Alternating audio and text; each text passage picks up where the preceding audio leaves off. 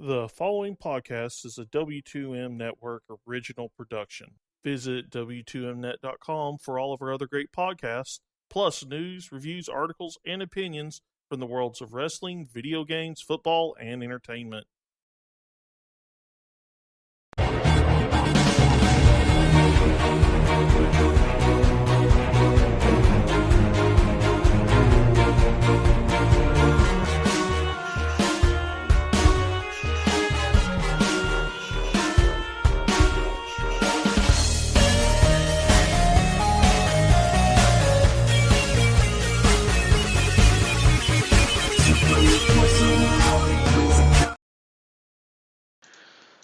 Hello and welcome to another Video Games to the Max. This is number 156, and I am your host, Sean Garmer, and here with me today, as usual, Mr. Marc Morrison. Howdy. Well, it's been 10 days or so. Anything going on with you? Not really. Finally got my laptop situation cleared up. Yes, that drama-filled ordeal Month. Yeah. finally fixed after going in super overdraft mode and everything. Gosh, I'm just glad you don't have to deal with that anymore. Yeah. Well, I know you've been playing some stuff. Yeah. Let's see here. Let's fiddle with something. The big thing's been Mortal Kombat X. I actually reinstalled that recently because I didn't get Injustice 2. Both sites I write for gave it to someone else. You people have no loyalty. Battlegrounds a little. I continue to suck at that game. I'm like halfway through my third playthrough of Persona 5. Hey, I mean, you gotta be getting close to learning everything, right? Well, now I'm trying to get to the Platinum Trophy, but I'm just like to get everything. You have to follow a pretty specific guideline, and Seems like a lot of work. Yeah, I managed to screw up the second playthrough, I should say I did. So this one I didn't screw up yet. I'm just making a lot of saves in case I have to go back. But let's see, the big thing's probably Endless Space 2. I played that for a few hours tonight. How, so that's that, like 4X strategy game, right? Yeah, it's made by, let's see if I can think of, I think it's made by Frontier Studios. I want to say, Amplitude Studios, that's it. They did Endless Space 1, and they did Endless Legend a few years ago, which I really liked. That's one of my favorite 4X games. So what does the 4X like stand for, really? Because I always see that and I'm like, what do they mean by 4X? I want to say exploit, expand. Let's see, exterminate, and explore. That's it. All right, that makes Yeah, like, explore to find resources to exploit, expand your empire, and then exterminate any other empires or whatever you come across. So what are you doing in this? For people who don't know what this is. Well, you basically start off with like one planet and like one starship, like a settler starship, and you basically try to explore two other solar systems, see if they have any planets to colonize. You can colonize them and then build up your empire. All the while you're going through like a tech tree that is really massive and really confusing. Like they do try to hold your hand a little, but it's very overwhelming. Like compared to like Civ 5 or something, where like Civ 5, I think like that has a massive tech tree also, but they hide a lot of elements of it.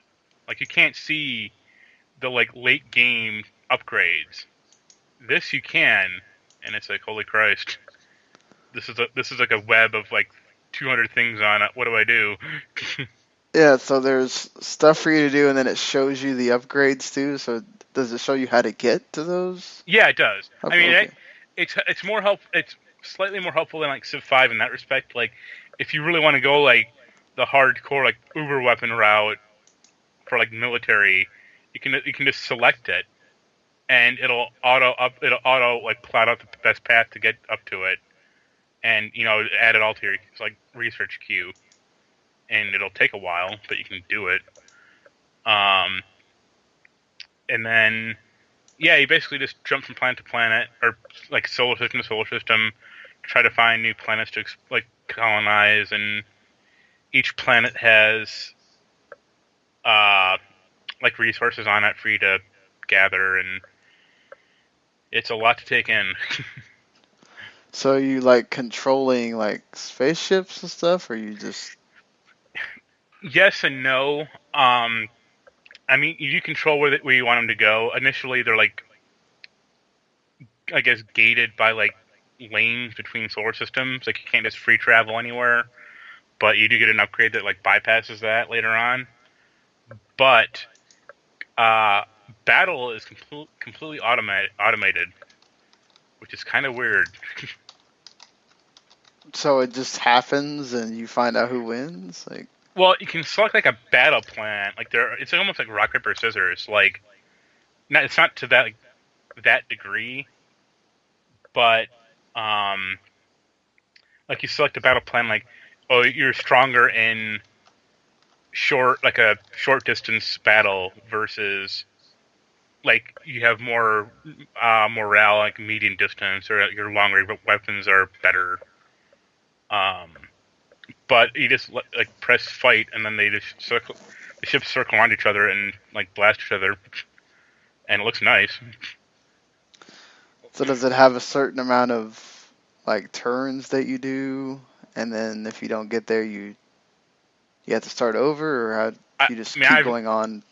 I have no clue. I'm only on turn 60, like the initial tutorial game, and that's still took about 2 hours. Jeez, nothing like those long tutorials, but. Well, this game needs it. Trust me. Like this isn't like I took the game from you. I was like, I'm scared of it, and I still kind of am. Like Endless Legend had a lot of the same systems. Like these games have something called FIDS, FIDS, where I want to say let's see, it's like finances. Sorry. FIDS is food for like population growth, industry for like improvements and stuff, dust, which is like their version of gold, like it's their currency, and science, for like research and technology. And this one has FIDSL, which is the same FIDS, but it also adds L for not FIDSL, like FIDSI. And the last I stands for influence. So, oh god, this is hardcore. Endless. Also, the thing I liked about Endless Legend more than like Endless Space, I would say, at least initially, is like Endless Legend is all in one world. You're just traveling around on the ground. Like this game, you have to make up basically go to different planets, and you build out your empire a lot better, or like a lot more visually and like massive, but it is just not as connected as like Endless Legend, I don't think, or like a Civ 5. Like, I know Civ tried to make that Beyond Earth game a few years ago. It was kind of a failure, but that was because it was just basically Civ 5 on an alien planet. Like, they didn't actually do anything different.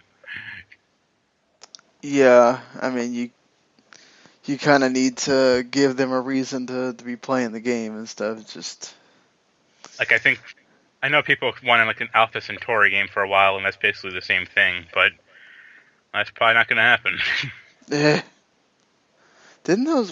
weren't those games popular at one point, and then they just died off?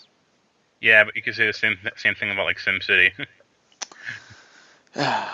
Sad, but go ahead. At least like games like this, or like Galactic Civilization 3, have like reasonably taken over. Well, at least you have, you know, much more time to get used to everything and get out of that tutorial, and maybe it's not going to be so daunting by that point. No, if anything, it'll be more daunting. Yeah. You're like, well, even more crazy stuff. I also played a little Siberia 3, and I don't think I like that game that much. You don't? Why not? It's just really slow and laborious. And it's not like the puzzles are difficult. It's just like getting to them is just like, oh man, it's just like energy sapping. So is it like a point and click? No, you can move your character around. It's almost like a like Telltale game, but just it feels slower, and it like nothing seems to like really matter that much. Also, like they got the main voice actress back from the first two games. I don't know her name, but it's been 15 years. She sounds older. Well, she's supposed to be playing like a mid-20s-year-old woman, and she sounds like she's in her mid-40s or something. So it doesn't quite sound correct. Yeah, I bet that's kind of weird. Also, the lip syncing is some of the worst I've seen in a video game. Ouch. So I know it was made in France. I don't know if French was like the native language, but yeesh. Yeah, I was gonna say Microids is a French company. When I went, I had to go looking around to try to find the English people I was supposed to talk to for that. Yeah. And I finally found them. It took me a while. I was like, okay. Sometimes it's a real mystery. When you try to go find like these foreign publishers, a lot of times they don't think about, okay, we need to have that English arm, whatever it is, right out there. Like I'm trying to find this one they're based in Mexico, but I cannot find their email for their PR. And I'm just like, well, probably just going to miss out on that till it magically appears somewhere. But, yeah, so, that's kind of sad to hear. Are they the same people that make the Dreamfall stuff, or is that different? I think it is different. Okay. I think I have that. Yeah, it's made by a different company, but because those games are very like linked for some reason. Like I think because like in that time frame of I think early like late 90s or late 2000s, Dreamfall and Siberia were like the only two types of those games out there. Yeah, exactly. So like that kind of makes sense, but like plus they have female leads, which you didn't have. Yeah, and then like more fantastical elements to it. Like Dreamfall, Siberia is still pretty grounded, but yeah, it's still dealing with like mechanical men and like a bunch of like really weird, like steampunk or like clockwork animals and stuff like that. It's like this is kind of strange. Yeah, weird to have that all in one setting. It's weird that like she doesn't even bat an eye to any of it. It's like one of the first puzzles was like get a crow from this bird cage because you needed to like signal another bird next to you or like in a tower, and you get the bird and it's mechanical, and she's just like whatever, it's fine, and I'm like it's a bird cage filled with mechanical birds. I might raise a hand and go, what's up? Yeah, like, what is this? What am I looking at here? Like something, that's just pretty standard fare for that to be happening. But the one positive to the game is it does look like fairly nice for like a pretty independent game. Like, it's just too slow. And like, there's a sprint button and it barely helps. It's not like she's really sprinting. No. Sprinting in slow motion.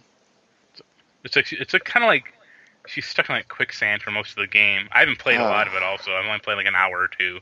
Like I got out of the initial area and it was like, all right, well, let's put this one down for a few hours, and I haven't gone back to it yet. Well, let's hope that maybe it gets better as it goes on. From the reviews I've seen, no. If anything, it gets like marginally worse. And also uses tank controls, which is just bizarre to me. Why tank controls in 2017? Yeah. That doesn't make any sense, but... Like, I remember you told me, like, I guess a PR email or whatever said to use a gamepad. And it's like, that's fine. Use modern gamepad controls would be my response. Yeah, exactly. It's like, why are you going to ask somebody to use a gamepad and then you're going to use old PC controls? It's like they abandoned that shit in Resident Evil finally. Like, they were the last holdouts. You guys should also get with the times. Like, even when they remastered all the Tim Schafer classics that had tank controls. Yeah. They put them in so you didn't have to use tank controls, and, well, not here. Makes sense. I also played Abzu, and I don't like it that much. You don't? I mean, it's really just a spectacle of a game. It's not... Did you play it? Yeah. I really don't like the camera in that game at all. Yeah, like, I could see that. Like, it's like, oh, you have to go down to get to this crevice to get to the next area, and it's like, I can't go down because the camera won't cooperate. Yeah, I just took it as, well, the stuff's so pretty, it doesn't bother me,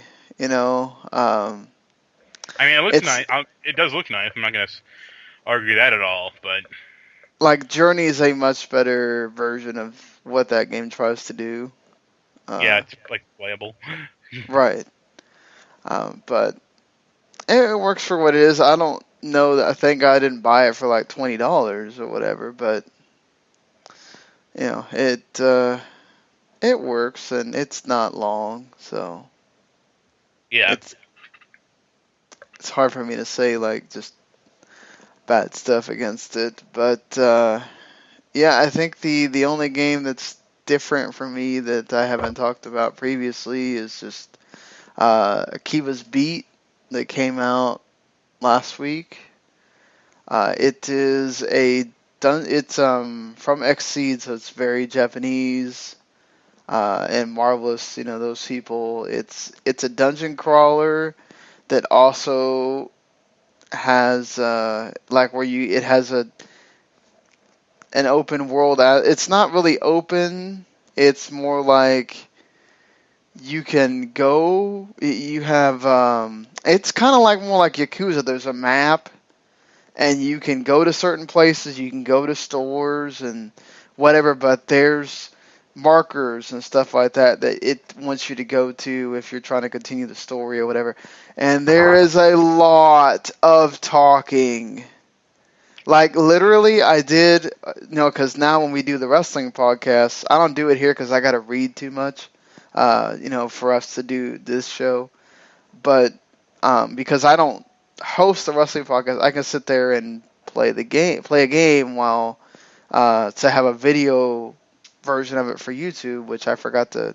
The reason I did not upload the video is the entire hour is me scrolling through text that people will not understand because I don't have any other gameplay of that game. So I was like, I'm not even going to bother uploading this because no one is going to get what I'm doing other than scrolling through a bunch of text.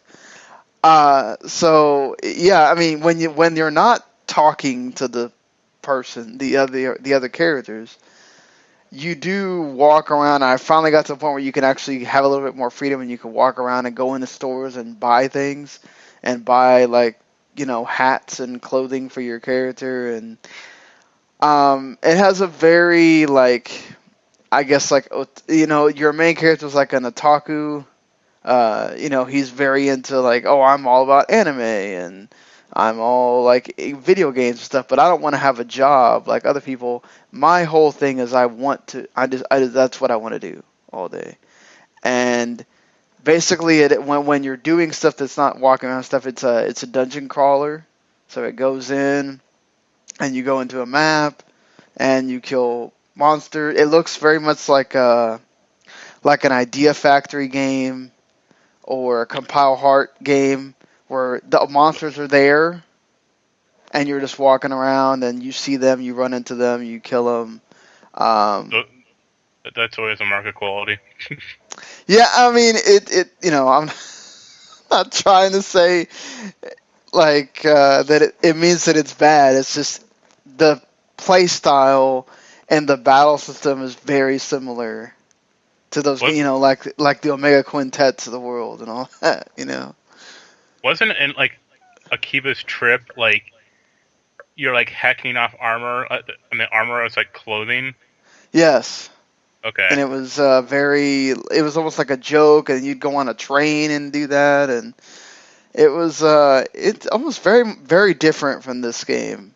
So I think the only tie-in is that they're both in Akihabara. That's about it, because this is very much different. And the reason is why it's called Beat is because apparently Akihabara used to be a place where it was all about music and sound equipment and whatever, and now it's become what it is now with the video games and anime and all that stuff. So, but yeah, I mean, I haven't gotten far enough into it to really say more than that, but that seems to be the basis of it. There's a lot of talking, and when you are fighting, it's very much like some other games you've seen. So it's up to you on if you like those kind of games. It's out there for you. If not, may not be something you want to go pick up. But yeah, I mean, more Mario Kart, which I'm halfway through the review. I really need to actually sit down and ride it tomorrow when I get home from work or later today, whatever. And yeah, that's pretty much what I've been playing here. So lots of stuff to get to.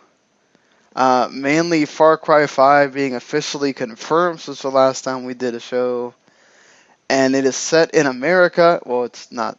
It's set in America, but it's not a real town in Montana. Hope, Montana, to be more specific.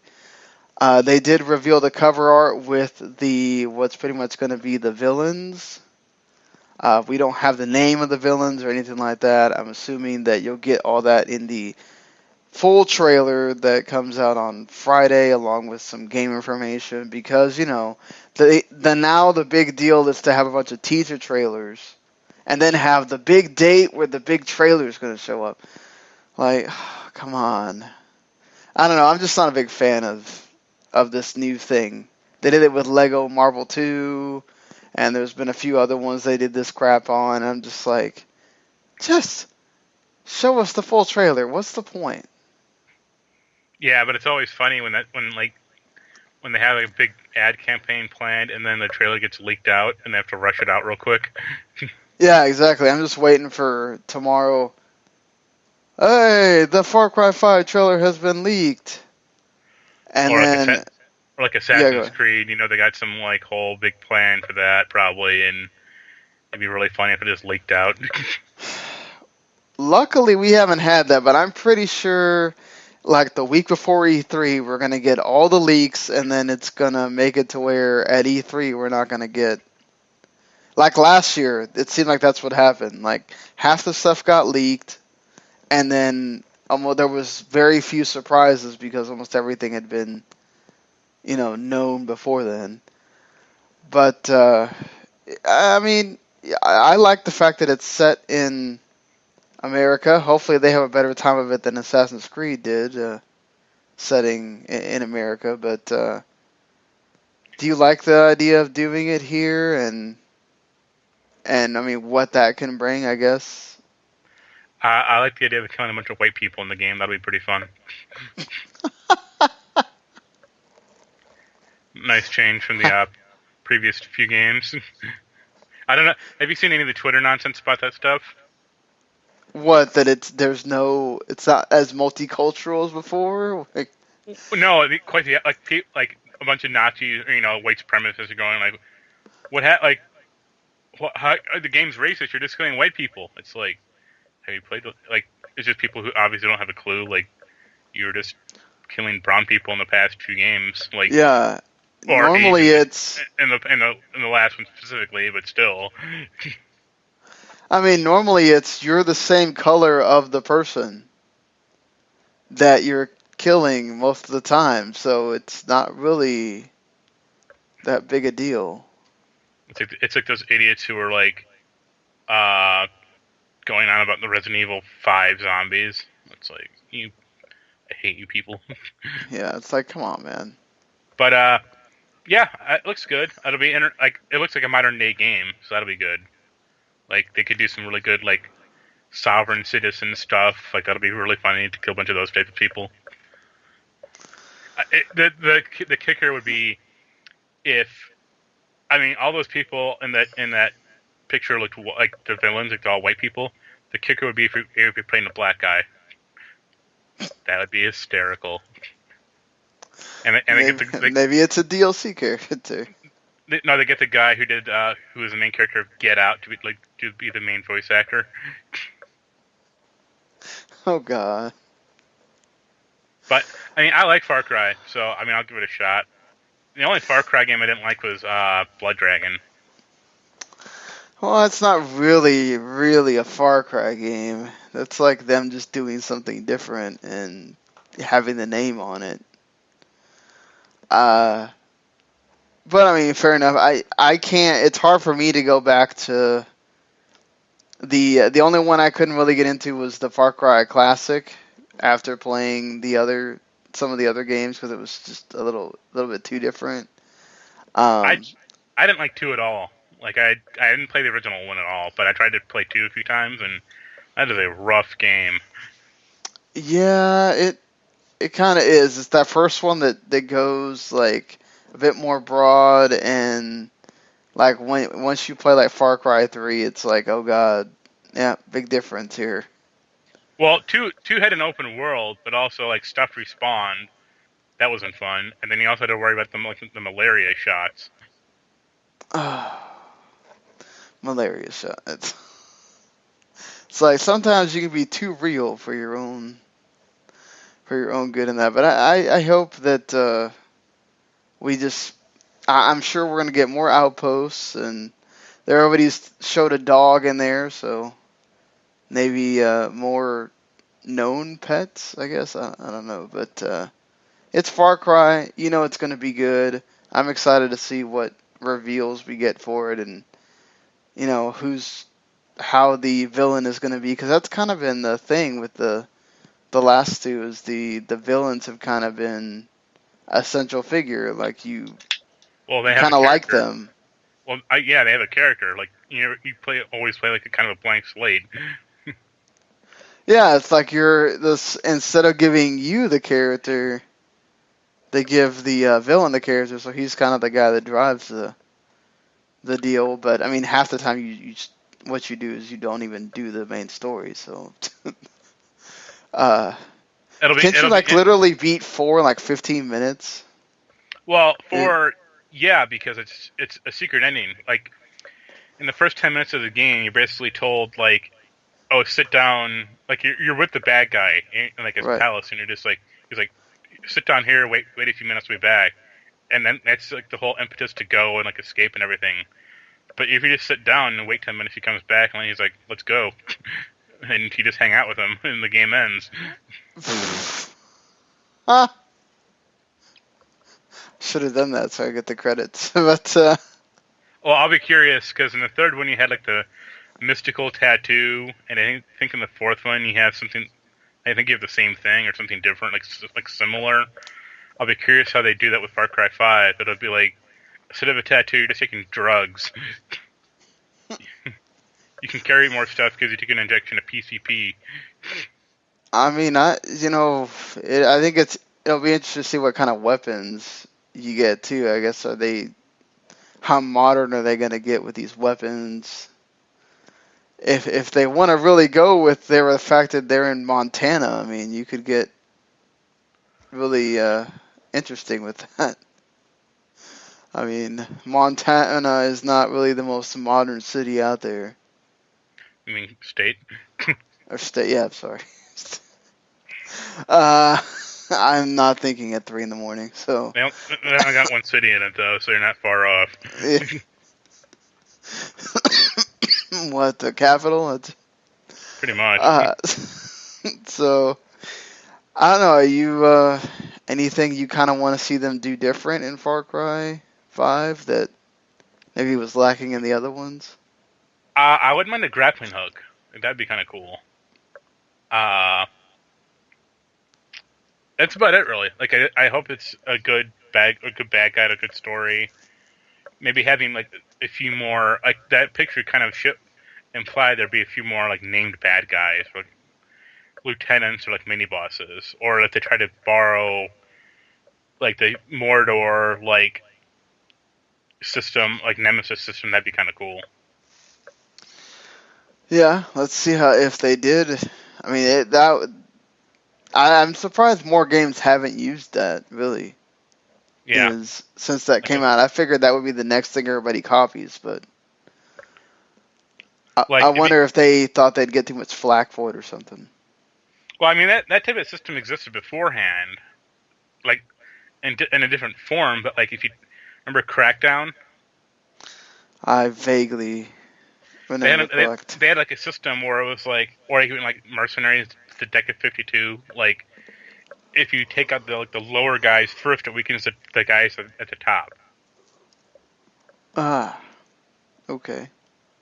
Like it's not the Nemesis system, like, oh, you face this guy and you both escaped, but now he's stronger. It's not like that or anything, but it's just the idea of like let's say the main bad guy has a bunch of weapons. If you take out like his lower weapons lieutenant, like the weapons he has are crappy or something like that. Oof. Well, I feel like at least Shadow of Mordor kind of made it more streamlined in a sense. Yeah, what made it more important, like a lot more important, and then that was a whole system that was just blown out completely.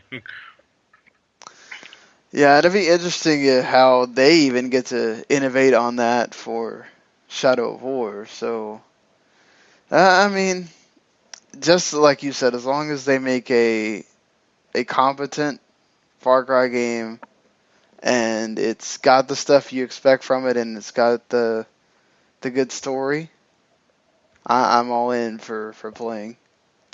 I hope the subtitles kill Whitey. I don't think so. You never know. I wonder if they're going to make a big deal about giving you like 20 game keys this time. Like last time at E3. Hey, here's like 10 keys you can use right now to play like an hour of the game or whatever it was. Yeah. So they, we talked about BioWare delaying, putting Mass Effect sort of on the shelf. Well, they may not just be going around. I mean, we did talk about how they're helping in other studios, whatever, but BioWare might be hard at work with something else. A new Dragon Age, perhaps. I know you were a big fan of Dragon Age Inquisition. One of the few. So, I mean, yeah, one game of the years for a lot of people. So, I just think in like our circle of people that we know and at 401 at the time, yeah, you kind of were one of the few. But I mean, we don't really know much about what it's going to be, what they're going to be doing, how the world's going to be like. I imagine that's one of the reasons why EA might have decided to do their freaking press conference on a Saturday now. But what if you're just playing like a Dragon Age game and then like in the first 10 minutes you just find a spaceship? That would be really random. Like, go from fantasy to space warfare in 10 minutes. Get the best of both worlds. I would say this is desperate, but you have to imagine Dragon Age has probably been in development for at least like a year or two. Right. But what else do they have? Like Yeah. they have Star Wars, but they're making like they're still working like the Old Republic, like expansions and crap like that, but no one cares about it really. Right. I mean, they have Jade Empire, but that's a joke. And they have they had Neverwinter Nights, but they can't do another one of those. Yeah, I don't think they can. I mean, now that's free. Yeah, it's a free to play thing. So it's just. Well, I just mean like the license. Like they don't have the D&D license anymore. But they could not do another one of those. Yeah, I mean, I know you don't like Jade Empire, but I wouldn't mind a Jade Empire too. But I don't think they're gonna spend time sitting there making that. I could see them if they really want to do that, like make it one of those like digital releases, and it's a shorter sequel or something like that. They're not gonna spend oodles and oodles of years doing a Jade Empire 2. Yeah. You're right though. Like they don't really have. I mean, Mass Effect and Dragon Age have been the thing for them. If they said like we're finally making KOTOR 3, I'd be way into that. But that'd be it. I mean, like I know there was parts of it where you could sort of break Dragon Age Inquisition, so obviously you need to fix that. But I mean, is there really anything they can do that you go, oh man, this is going to make that series even better, or you just want more of what you had already? Well, I think the problem with Dragon Age for me is I did not like the first Dragon Age game, Inquisition, and that was the hardcore old RPG. I liked Inquisition because they modernized a lot of it, they simplified a lot of it, and I mean, a chimp could play that game if you're playing a mage. They could just mash one button and that's it.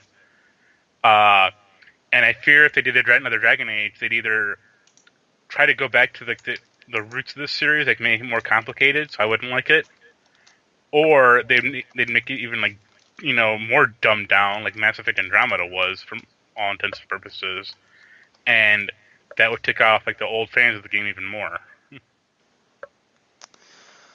Yeah, you think that. I mean, you think that they would learn from, which I should have mentioned that this month you can actually, or not this month, but for June you can, if you have a Xbox One or Xbox 360, you can get Dragon Age Origins, the first game, for free as part of the Games for Gold, along with Assassin's Creed 3, Speedrunners, and Watch Dogs 1. So definitely a month to go get Games for Gold. Those are some pretty awesome games to all have in one package. I mean, I know AC3 wasn't, the best or whatever, but it's still, for having it free, still pretty decent. So you didn't like any of those until Inquisition at all? Like Dragon Age Inquisition or 2, or I mean, I didn't like Origins or 2? No, sorry, I kept calling Inquisition, but Dragon Age, Origins, I should say. It was just, I thought it was too overly complicated for me. Like I know people who did like it, and I had an old ex-friend who dumped like 500 hours into that thing, and I was like, wow. All right. I got to this mine area, and I got pissed. I just got really annoyed and frustrated, and I kind of quit. And no one liked Dragon Age 2. Well, that answers that question. I remember when the only E3 I've been to, Dragon Age Origins was there playable because it was coming out later that year, and I remember sitting there playing, and I'm like, I am just totally lost at what I'm supposed to be doing. I mean, I played that game for 15 hours, and I was still lost. So I'm kind of done. Yeah, I mean, I didn't really care for Inquisition that much, so I kind of probably just took the aspect of, I don't think this is going to be my series or whatever, but I think for them, they sort of need this in a way, BioWare does, to get a hit and get back rolling, because you never think that a Mass Effect game is going to be so ill-received like that was. I mean, if I was EA CEO, I would, call the two doctors back and beg on my hands and knees and be like, "Come back to work. We'll give you autonomy from us. Just do what you do and we'll get back to it." Will they do that though and swallow their pride? I don't see them pulling that trigger, Yeah, but it wasn't until like 2009 when EA bought them that they kind of started to lose their luster. That kind of tends to happen with quite a few people. So, you get bought by the big company, then you have to go by their rules, and it's a different aspect of. Well, now you got yeah, but EA is like especially notorious for like buying a good or profitable company and just crapping on it and like essentially destroying it. Yep, we talked about the PopCap. Yeah, and how that. They did it with a company called Bullfrog like a decade ago, and a bunch of other stuff. And yeah, it's like, why bother? Yep. Just keep making those sports games, EA. You can't go wrong there. But well, I mean they can, but they usually at least are consistent for the most part. But moving on from there, we do have the thing that got a lot of discussion, I guess because I was sort of spurring it on from the other lane here, but Nathan Drake getting cast in the Uncharted movie, which is now officially a prequel. Tom Holland, who also plays Spider-Man, is going to be Nathan Drake. And it's not going to be connected to the games in the franchise. But that could just mean that, well, it's not connected because it's supposed to be before those games exist. Do you think they try to tie it in as sort of like an origin story for Nathan Drake? Or is it just like, oh, we just want to have an Uncharted movie and be able to do whatever we want? I think it's probably partially both. I think they'll tie it into Uncharted 4, honestly. Because Uncharted 4, did you play that one? I played a little bit of it, but I'm trying to go, in order. Oh, I wouldn't do that. Uncharted 4 has a bunch of prequel stuff built into it. Like you're playing as a young Nathan Drake for like a mission, or like a mission or two. So they're probably gonna try to bridge that gap a little. That makes sense. And also, I don't think making just a completely faithful adaptation of like an Uncharted game would be that good. I mean, it already is sort of like a movie on screen. So, I mean, other than doing like a shot-for-shot thing and maybe adding some extra filler in there because you need to make it a certain amount of time long, just... Yeah, have more personality and less killing bad guys. Right. I don't know if that's going to help anybody either. I think what I was arguing was that if they did decide to make it an origin story, I don't think it's the worst thing in the world. I mean, but I know. Well, also, like, that, I mean, Tom Holland's, like, what, 20, I think? Something like that? Right. Like, if Nick can try to movie, like, let's say next year, they can make one in 2 or 3 years and he'll be more grown up. Right. So, I mean, he can kind of age with the character. So you don't have a problem if they just go, okay, we're really just going to tell you how this all started for Nathan Drake, and then you kind of get to play the rest of it in the games if you want. No. Because, like, Nathan Drake doesn't have that, like, cultural cachet like Indiana Jones does also. Yeah, I mean, he's very patterned after Indiana Jones, but you're right. It's a very, gamer-specific thing, and it's going to appeal to that market, obviously.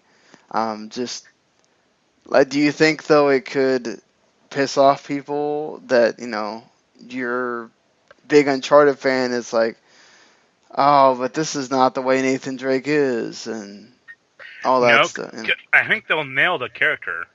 My question will be like if the film is going to be good or not.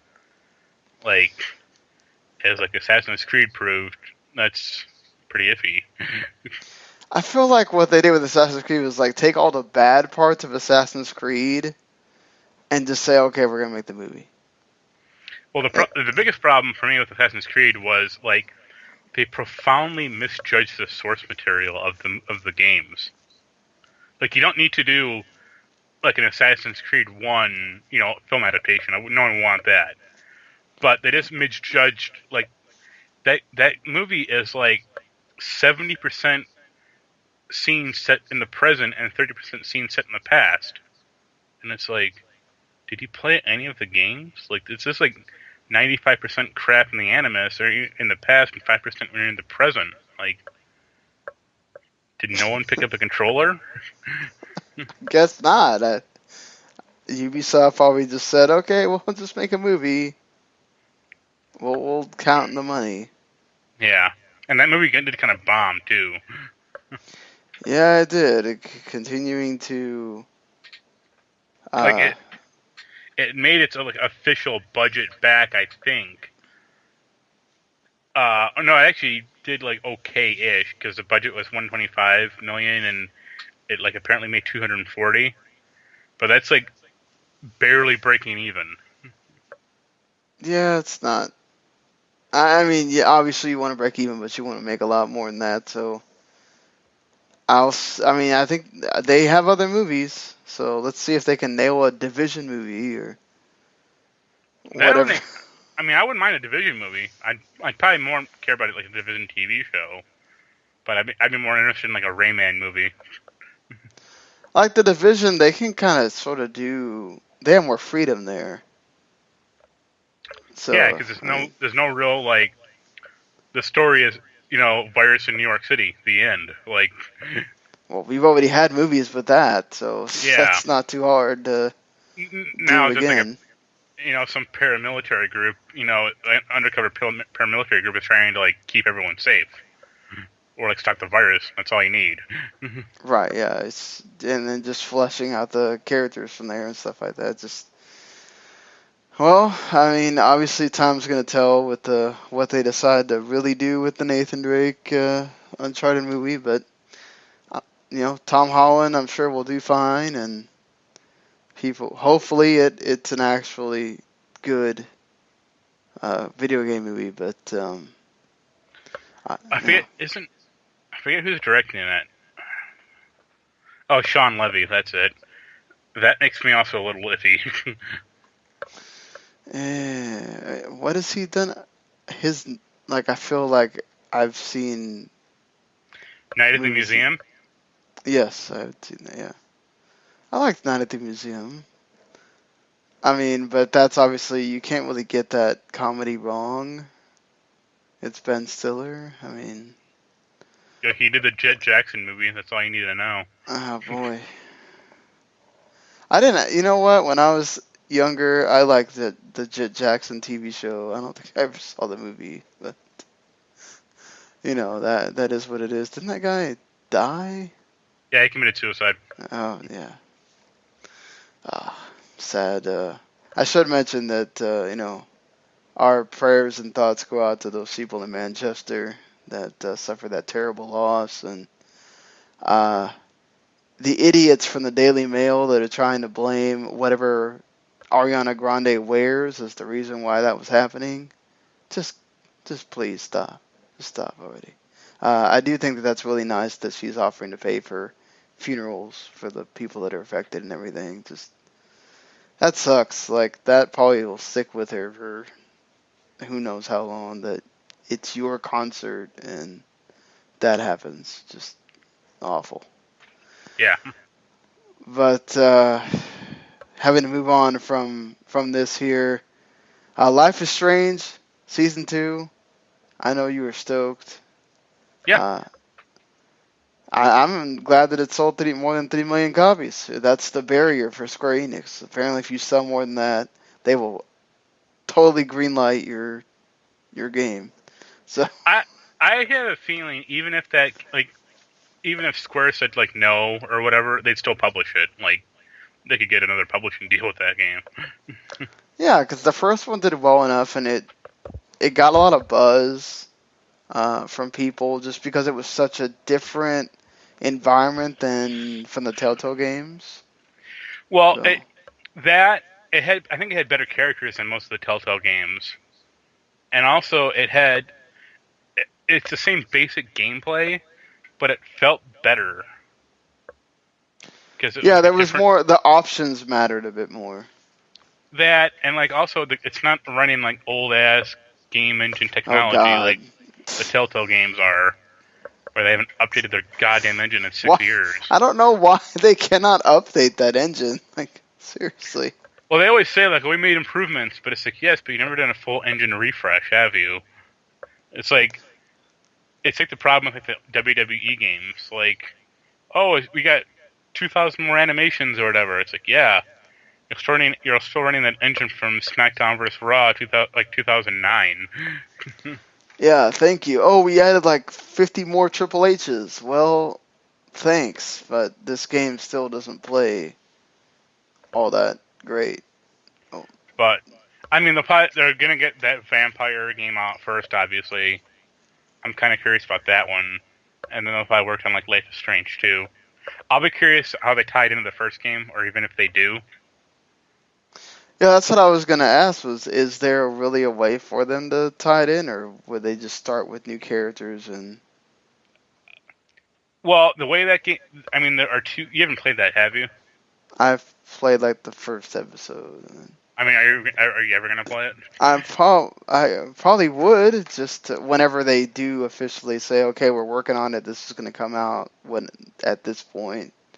I meant the first game because like the first game there are two endings, and one of them is Okay. like you save your friend and the town gets destroyed, or the other one is your friend dies and the town gets saved. Okay. So yeah. So I would assume they would take that like the second ending and say like So it's the town almost is like saved. an Infamous situation where they have to decide where they want to go. Yeah. Okay. I would assume like the main character is written out, or she won't be the main character because like she had a good character arc in the first game of like kind of growing up. But there are still like a lot of mysteries in that like town setting, so that would be kind of cool to explore some more, or like, bring back some of those characters. Yeah. I mean, they probably will like at least have cameos for them, or. Yeah, or like it might be interesting like she was like if it takes place like a few years in the future, so she's like more grown up or like an adult now. Yeah, that's possible. They have But a lot of things available to them for that, so. the only thing that matters is like the soundtrack because they need to get the guy who did this first game soundtrack back. You guys need to get on that, people. Let's do it. So there's also, which now don't have the thing right in front of me here, the Microsoft deciding that they're going to just we're not going to handle this. The developers are going to handle this when it comes to dealing with how to go around frame rate and all those issues with, okay, Xbox One Scorpio editions. Are they going to look totally different?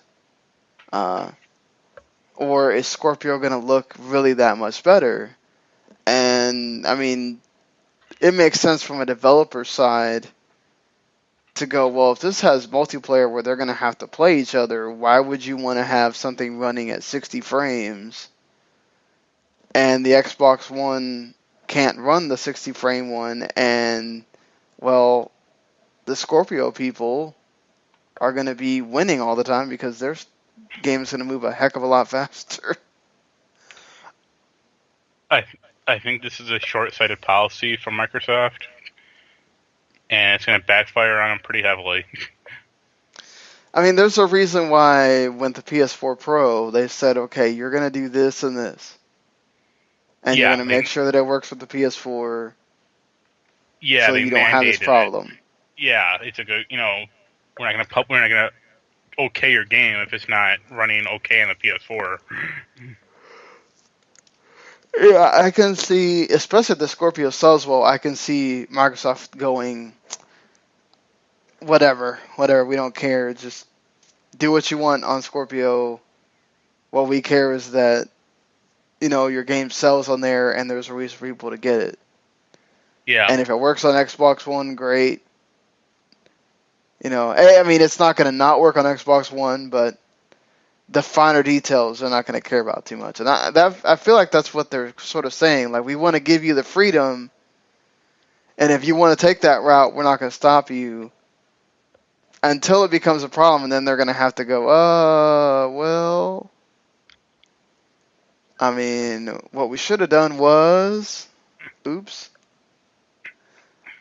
I also feel like that just opens them up to be able to be like, oh, hey, we have Scorpio-only games now. Deal with it. Yeah, I mean, like you said, it depends on how it sells, but I imagine if it does sell well, that'll be within the year. It'll be like, Crackdown 3 is only going to be on Scorpio, or something like that. Could you imagine you're holding out Crackdown 3 this long because it needs to be on Scorpio? I feel like that should have been out by now, and then... Yeah, but if you remember back to their E3 conference a few years ago, and they talked about that game, they kept talking about, like, like, you can destroy every building in the city, or it's all this cloud-based, like, destruction and crap like that. And that never materialized. Right. So they may actually need the Scorpio to run that game, and if that's the case, they done messed up. Yeah, it's going to be interesting because with the PS4 Pro and the PS4, it's not too much of a stretch, but then they're going to be running everything probably Scorpio. And when you go back and look at, okay, this is how it runs on Xbox One, is it going to be really different? Well, PS4 to PS4 Pro is like an incremental step up.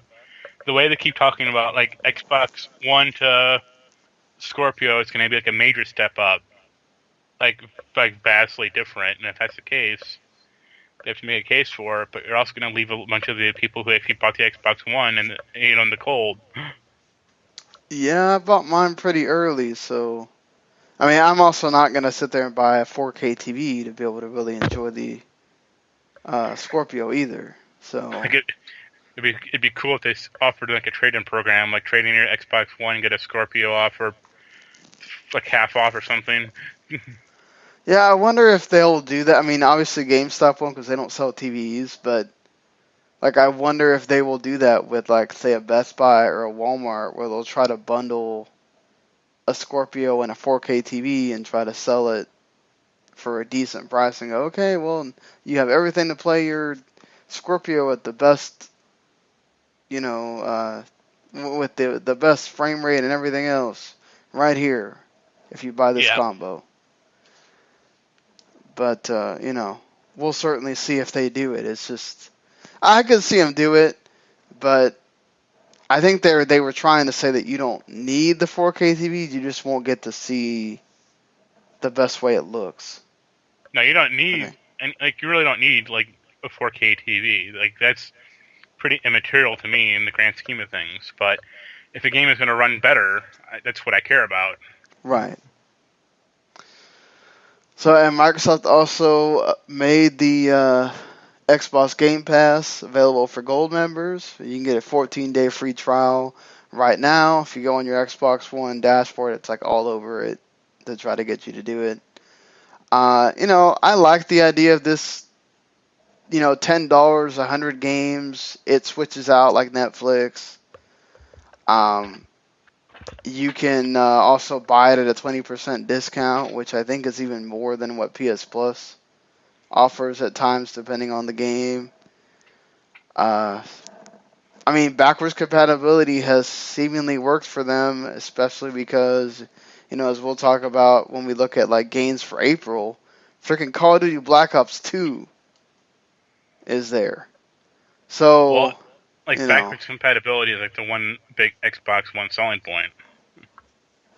I mean, hey, it works for me that you get 4 free games every month for your Xbox One, and I don't have to. I mean, I'll download it for my 360 so that it's there on that system, but I don't ever have to touch my 360, And sadly, Sony didn't do that with the PS4 because they couldn't. But, I hope that this takes off and this makes. At least I don't know that it'll make Nintendo bat an eye. I don't know that Sony might be too far gone to try to think of something like this because they'd have to destroy PlayStation Now, and I don't know if they ever want to admit to that. But I hope this takes off because this is a neat idea as far as another way to let people play video games. Sure. Do you see this kind of being a thing? Netflix is a thing for movies. Obviously, with games, we kind of like to own our stuff. Yeah. Do you feel like we're ready for that? I think we are. I mean, it all depends on selection, honestly. If it's 100 copies of Conker's Bad Fur Day or crap like that, then who cares? Yeah, how often are we gonna have brand new games? And is it 2 months from when they come out? Is it 6 months from when they first come out? Are you gonna have some first? You'll get sometimes for games for gold, that indie game came out today, and you also get it free. Are you gonna get stuff like that? I think that's what people are going to be looking for more than just, oh, great, I can play NBA 2K16. Well, why do I want to play NBA 2K16? That game's 2 years old, almost, at this point. Yeah. In the sports games, that matters more. In the other ones, it doesn't really. But, look, they're boasting some big games for launch. I think that's cool and everything, just let's see how smart they get with this and how they're able to play off because that's what people care about at the end of the day. New, and new. More than going back and playing the back catalog. I mean, you say that, but I'm always I think about stuff like Game Room or Game Tap and how those things failed, crashed and burned. They just have to keep adding new stuff to this thing. So I think GameFly's still around. So that's different. That's not Game Tap or Game Room. They send you a goddamn disc. Right. But I mean, and yeah, you can pay them to keep it later if you want. And this does download to your system, so it's not like you're having to deal with the streaming thing either. But that's a big thing about PS Now. If you could just download the game, it's fine. They just did the emulator thing also. Yeah, that would have been great. But I got a feeling that PS3 cell chips by pain they have to deal with. Oh yeah, that was their main thing. We just don't want to deal with that cell chip, and we're basically not going to. And I mean, that's fine, but I'd still like PS2 games. You got that chip in there. You could emulate that chip pretty well. I know that. Well, they want to make money off the remasters. So yeah, but those things there's only 40 of them out there. It's not like they're still making them though. They just came out with Endless Circle and Star Ocean till the end of time. So yeah, but that's my point. They drip 1 or 2 out a month and that's it. I agree with you, but isn't this how they did it with the PS2 on PS3 when that went out? We just, here's the classic game this month, or yeah, but they also made a PS3 with PS3 emulation built in. That was the first one, then they took it out really quick. Yeah, but I still got one of those, so that's all I care about. Very true. So, Destiny 2 has new stuff in it. Personally, I'm not like big on the Destiny thing, but Nope. Activision finally figured out how to use BattleNet for the PC, because it's going to be only through BattleNet that you can use the PC. No Steam, no nothing like that, and you can also buy it with WoW tokens. So, and of course, this has led to people buying more WoW tokens. Yeah, I saw the So, reports. Those things like shot up. of course it would. People want to buy with WoW tokens. Why not? Yeah. I mean, I'm glad the story is going to be part of the game, because that was a problem with the first one. It's like, I do not want to go online and read these Grimoire cards. I'm sorry, I don't. This game should tell me what's going on while I'm playing it. And the multiplayer goes down from 6 to 6 to 4v4. There's going to be an easier way for you to get together to do end game stuff. That's good that they're fixing things, and that there is going to be a PC version this time. There is no set date, though. They're supposedly making sure that this is going to be an awesome version, PC version, and you're not going to have the problems that you've had with other games and their PC versions. Do you believe it? I hope. I mean, Activision makes decent enough PC versions of games, and from what I read, all their PC coverage, or all the coverage of the game recently was on the PC. Makes sense. It's good that they changed their tune, because the first one was like, no, we're not doing it on PC. And then they changed it, and it is. I laughed at the fact that they actually had to come out and say, there's pretty much no way we can make a Nintendo Switch version. Like, Yeah. I think we all knew that already. Yeah. Why do you think they're releasing, even if they had the license to, they would not release a Street Fighter V on the Switch, because it's not technically feasible. Why do you think they're releasing that Street Fighter 2 thing? They can't even run it at... They said the PS4 Pro can't run Destiny 2 at like 60 FPS or what, like at the native way that they run that game. Like, you might only get the native way to run that game on PC and Scorpio. That's how, crazy built it is. So, I mean, no way for Switch. If that's the case, they need to actually scale that game back.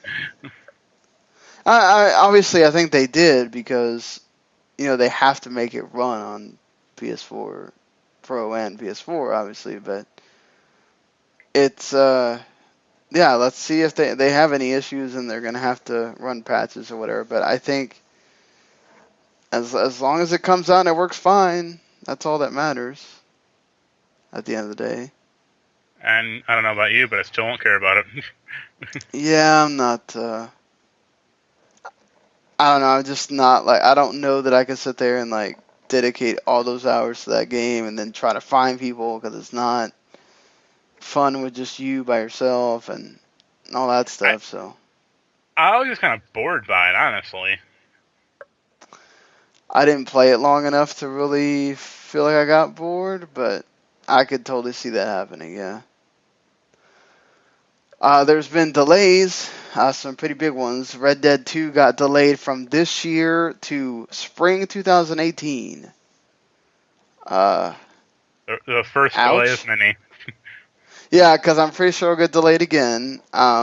This is Rockstar, though. They're not pressing for when they want to release this. They just bank on the fact that, look, GTA is still selling bonkers numbers. Yeah. I'm pretty sure Red Dead, maybe not that crazy numbers, but it will do fine whenever it does come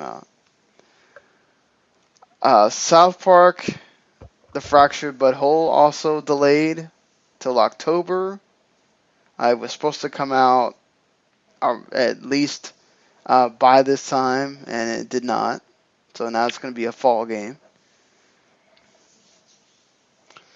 I'm actually kind of worried about that game. Well, we were kind of worried about the first one. It turned out okay. I wasn't worried about that one because, like, I still had faith in whoever made it. Obsidian? Obsidian, thank you. But now it's some Ubisoft team that Ubisoft's homegrown RPGs have not been great. No. Yeah. I think that they have enough to go on from the last one that as long as they don't deviate too much from it, it's going to be hard to mess that up. It's also turn-based. That should make it easier. You're not having to run around this entire thing and deal with the open world or anything. I'm still happy for it to come out. I still keep debating on whether to pre-order so I can get the first one code on, one of the current systems. But perhaps I'll do it. I don't know. Did you already pre-order it? Hell no. Oh. I already got that game on Steam. Oh, yeah. You're like, first game anyway. Yeah. I don't need it again. Something that's going to concern probably more you than me, but we both have the game. I'll be interested to see if they add any of this stuff here. But Final Fantasy 15, there's a survey that went out. We are going to get apparently, basically asking what DLC you want to see and future updates, as pretty much seems like Square's just going to keep updating this thing until they feel like it's not worth it for them anymore. And there's a long list of stuff here. My only problem with the adding playable characters is I feel like I would kind of want some of the guys in the group to be playable characters before some of these people. But I don't know if they just mean that they're going to get their own story. I'm guessing is what this means here. But so there's stuff for story content with you get Arden, the main bad guy, Luna Freya. That would kind of be interesting because you don't really get a lot about her unless you watch the movie, and even then, there's not a lot about her in the movie either. Core, where the whole line of Lucius comes from, how Ifrit is involved in the game, that would sort of be interesting in my view. Where Noct goes, and then you could play with Core or Iris or even Luna Freya if they decide to do this hard mode and improved abilities and stuff like that. Any of this appeal to you at all? Not really. Some of it might be kind of fun as backstory stuff, but I mean, I already beat the game. I'm not gonna go back to it for their lame story. I always wonder why they let you have Iris as a character for about 20 minutes and then take her away. That seems silly, but okay. I already bought the season pass, so I don't really care. Whatever they want to add to it, cool, but if you're paying for this thing piecemeal, get prepared to pay for a lot if you want all this stuff. I feel like we're probably eventually going to get a lot of this. The story content DLC is interesting. I feel like it's worth going back to. Buy a second season pass. Yeah, I hope that's not what the case. Please don't make us buy another one. That's insane. The Devolver Digital announced last week as well that they are getting their own E3 press conference, and when I go through here and look, they have quite a few games that are coming out this year or just don't even have a release date. So they definitely have a reason to do it. Of course, this is the indie developer that makes. They released Strafe this month, and then they also, of course, they're known for Serious Sam, Hotline Miami, Lou Rousers. They have a bunch of hits on their Broforce, on their resume. But they got the Block Hood, several Serious Sam games, the Serious Sam 4, Talos Principle 2, Crossing Souls, Absolver, which I've seen gameplay of, looks cool, and a few other things. So I guess cool that an indie developer is going to step up to the plate and go, hey, we can have our own deal too. Yeah, as long as they don't announce like a Hotline Miami 3. Oh, God. Well, you didn't like the Hotline Miami games? No, I like the first one a lot. The second one, no. I don't know a lot of people who like that second one. Yeah, let's... I feel like they got enough there. They don't need to, but I wouldn't be surprised if they do. Just because that's their... like, one that everybody knows, and... it'll draw a rise in the crowd. I mean, look, they can't do any worse than Square Enix in their press conference, so you don't have to do too much to be decent. Gonna be interesting if they decide to, smack it in on the one of the Monday, parts where there's a big empty space, or if they choose to go with Tuesday. Just don't do Sunday or Saturday. Just save us that at least. Hey, why not? Dragon's Dogma Dark Arisen being remastered for Xbox One and PS4. Capcom, why should I not be surprised at all? Yeah, I mean, at least that game has fans, and it came out like at least the last decade. Yeah, they have the MMO that won't come out here. So, I mean, I guess fine. No, I like that game. I liked the original, and I like Dark Arisen.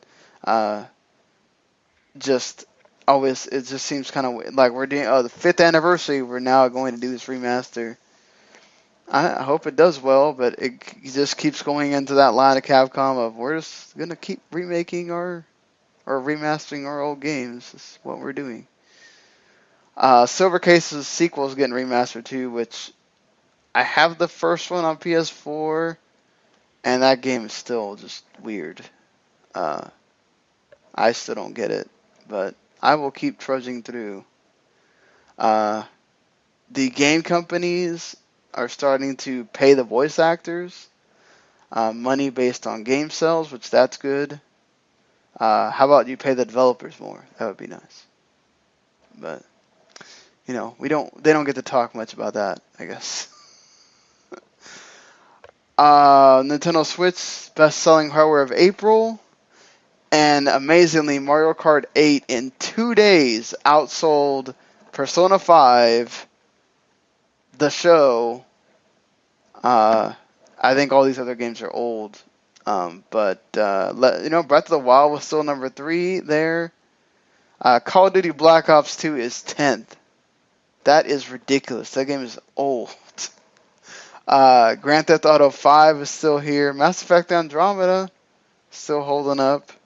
And Ghost Recon Wildlands is there. Overwatch, NBA 2K17. Does that surprise you at all that, in 2 days, Mario Kart 8 just outsold everybody? No, because I have to Switch as most selling console. People want to buy the only other game for it besides Zelda and Puyo Puyo Tetris. I can't lie. I mean, you're not lying there. So, Lego City Undercover also was there at 13 because, again, they don't have a lot of games for it. So, and Horizon Zero Dawn still around as well. How do you feel about a Venom movie? How about no? No? You're just like, what a no. I don't want this Venom movie. Screw this. I'm really sick of these spin-off movies being announced or saying we're gonna get made and then they never do. And even if they do, they're gonna be garbage. Yeah. I don't know. I don't mind some of the the Marvel, the MCU, they do it pretty well. Not all of them hit.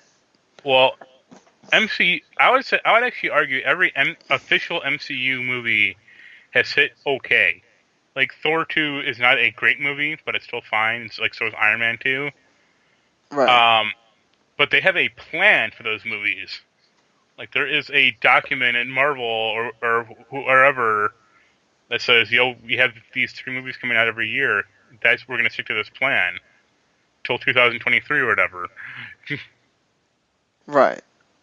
Like Sony just going, "Oh, we're going to make a Venom movie and a Silver Sable movie and a Black Cat movie," and DC going, "Oh, we're going to make, aside from like Batman and Justice League and all that crap, making a Batgirl movie and a Gotham Sirens movie and possibly a Nightwing movie," and it's like, no, you're not. I'm not gonna make any of this crap. Yeah, like the stuff you just listed out from Sony, that just comes out of thin air, and then oh well, we kind of figured out this wouldn't work, sell very well or do that well, so it's not happening. I feel like Venom's a strong enough character though that one might stick. Well, there's 2 problems really with Venom movie. First off, which Venom? Because there's been a few of them out there. The second problem is, if you're gonna do the traditional Venom, what is he battling, or what is his what's the arc for that character? Because they're not gonna have Spider-Man in that movie. Right. You can be damn sure of that. So how are they gonna introduce the character at all? And then who's he gonna fight? Yeah, they're gonna try to not make him a villain, and he just fights a Spider-Man villain, or Well, I mean, yeah. in the comics, he currently is a hero, Right. but he's also a different character. He's not Eddie Brock. He's Flash Thompson. Yeah. And also, there is a pretty large age disparity between Tom Hardy and Tom Holland. Yeah. Totally agree there. So, how are you gonna do this? Like in the comics, Eddie Brock has always been like 3 or 4 years older, not 20 years older. Yeah. How are you going to figure that problem out? It's whatever. They have time to do it, so But yeah, I think it really smacks of desperation on Sony's part. I just don't. Yeah, I mean, they just want to kind of keep that thing relevant. That Spider-Man's kind of all they have, so we gotta build our own. And they kept talking about trying to do a Sinister Six movie for years, and nothing ever happened with that. Yep. That's gonna keep rolling on the train. Joss Whedon is gonna take over for Zack Snyder to keep doing a Justice League production. So does that mean it gets better immediately then? Well, I think Snyder's already shot some stuff for it, but it'll be funny because they'll have like scenes that are completely desaturated in color, and then other scenes will be like bright and colorful. Possibly in the same scene, it'll just be different camera shots or camera angles. So that'll be good to see. Yeah, how are they gonna handle this? This feels like when Jeff Johns said he was gonna go try to save Suicide Squad or whatever, and that worked out. Yeah, that did not work out very well. The Universal has finally come to terms with making their Dark Universe a shared monster universe. The Mummy is going to be the first movie. Of course, that has Tom Cruise in it. And Sofia Boutella as the Mummy itself.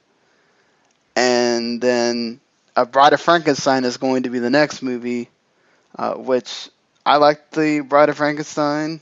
I always thought that was a really great movie for its time, and getting to see that remade is kind of cool.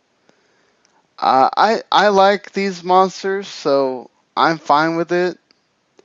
Just how are you going to all tie this together is more my thought. And they got some pretty good actors to do it too. Just they are kind of all on the older side. So I mean, that's an issue, and a lot of them are also, already, I would say relevant, or it's yeah, they're already sort of known. getting past the prime. I mean, that's actually one pretty good thing about the Marvel movies. Most of them cast fairly unknown actors at the time, except for Robert Downey Jr., obviously. But I mean, Right. Chris Hemsworth or Chris, Chris the other Evans. Chris, Chris Evans, or even, uh, Jeremy Renner, or even Scarlett Johansson. I mean, come on. Yeah, so I mean, she blew up a lot because of the getting that role.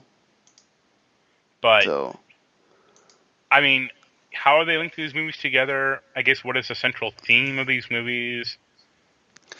I mean, Johnny Depp really needs some money. At this point, he's tied himself to this too. So. Well, at least I don't see him too much. Yeah, I mean, I love Javier Bardem, so I'm not gonna come. Him being in is great. But I mean, Didn't they try this? Oh, go on. Yeah, they did try this before. Well, I was gonna say 20 years ago with Mary Shelley's Frankenstein and Wolf and that stupid crap. I mean, also half of these characters were in the League of Extraordinary Gentlemen too. So, I mean, and that really didn't go anywhere. Oh, I mean, we'll see. I think that just because Marvel's universe works doesn't mean that everybody's universe like this works. But if they have an actual timeline and way that they're going to do this, as opposed to, like you just mentioned, DC and Sony, then you already got a leg up on the competition there. George A. Romero's making a new zombie movie. It's based off of race cars, so it's sort of in the vein of, Thunderdome, Ben-Hur, Rollerball, Road Warrior, that sort of thing, with zombies. I love George A. Romero. His last of the Dead movie wasn't that great. The Land of the Dead. No, he's made 3 of the movies since then also. Oh God.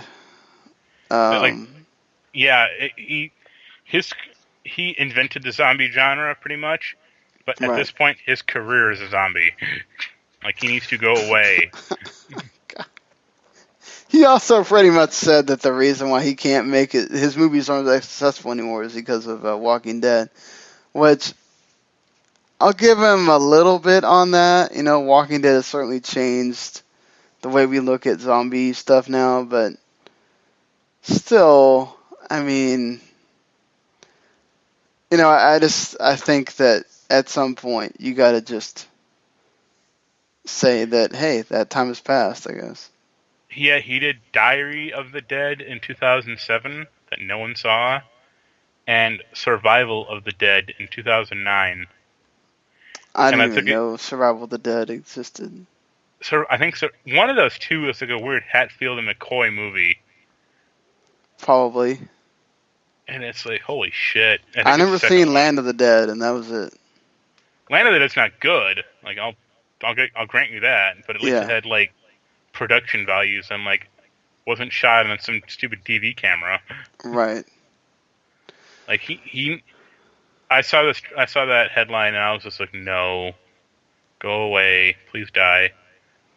I mean, another headline of, hey, we're already redoing Resident Evil movies. Yeah, but he needs to salvage whatever remains of his legacy before this crap. Yeah. I agree. And that Resident Evil movie stuff is nonsense. 6 movies right off the bat. Good Lord. Just make one good one.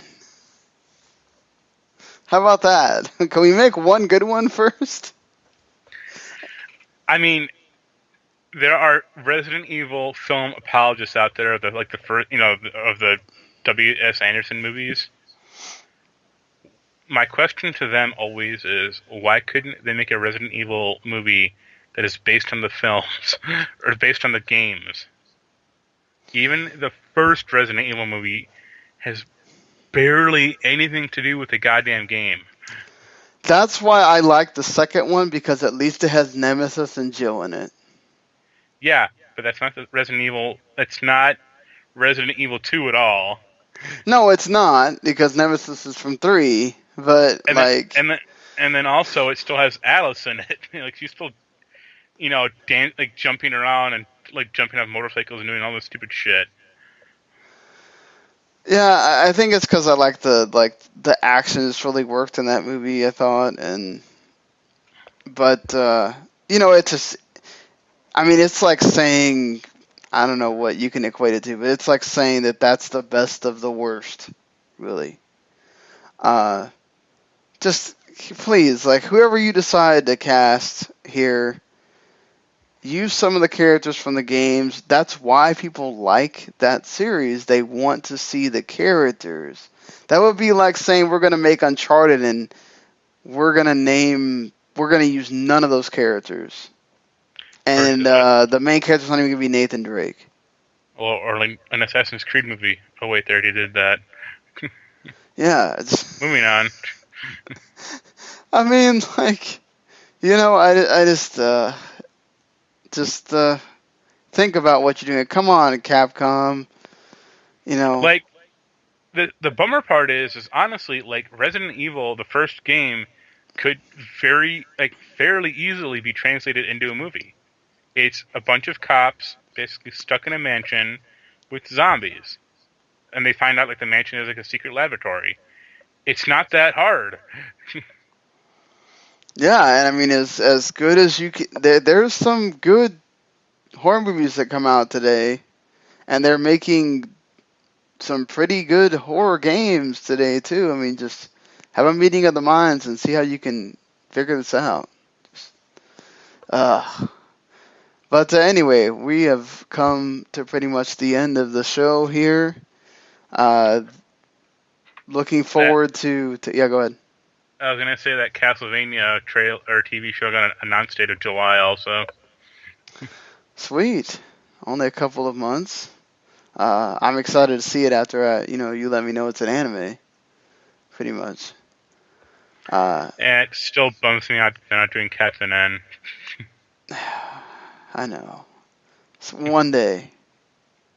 July 7th, actually. Oh, even earlier, like a month and a week.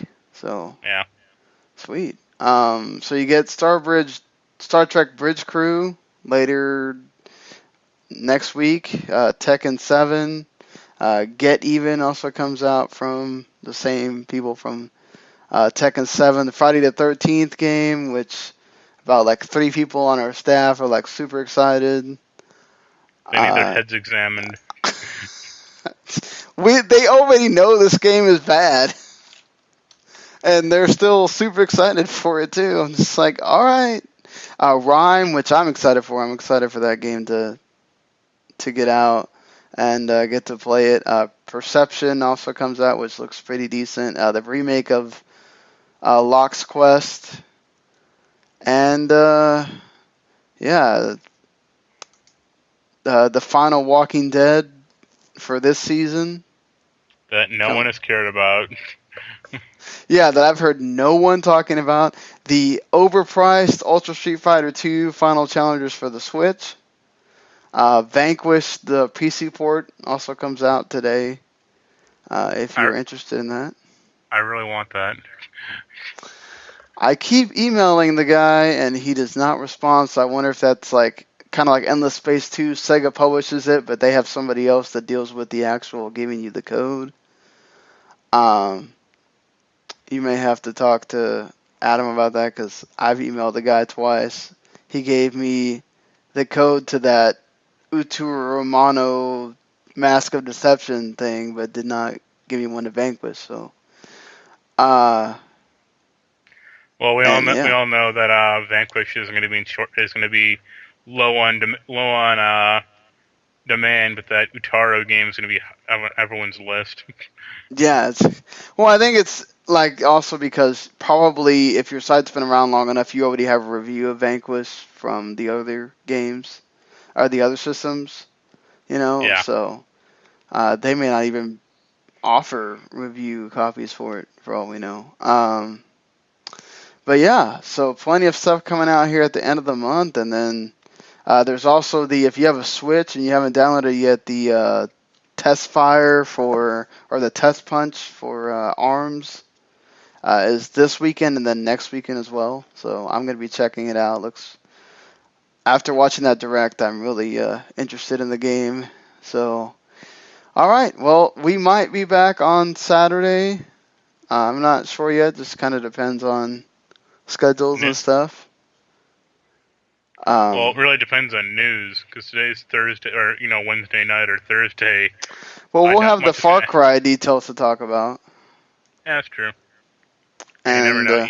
EA may go under that time.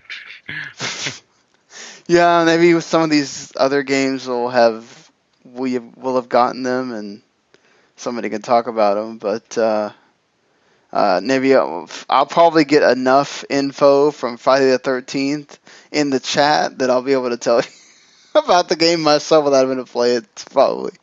But all right, until maybe this week or next week. See you later, everybody.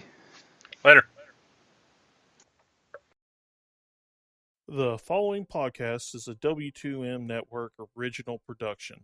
Visit W2Mnet.com for all of our other great podcasts, plus news, reviews, articles, and opinions from the worlds of wrestling, video games, football, and entertainment.